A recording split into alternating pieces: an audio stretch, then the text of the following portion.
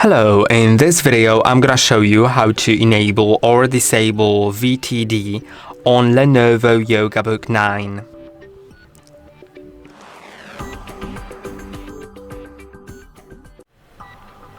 To do it, you need to be in the BIOS, which if you don't know how to enter, there's a video on our channel on how to do it. Once that's done, go to configuration, then you will see virtualization technology, and underneath it there is the VTD feature, which is Intel's virtualization technology for directed input and output, so you can literally just pass through all your drives or any other devices that you have plugged in directly into a virtual machine, and you can enable or disable it right here. And that's all for today. Don't forget to like and subscribe. See you next time.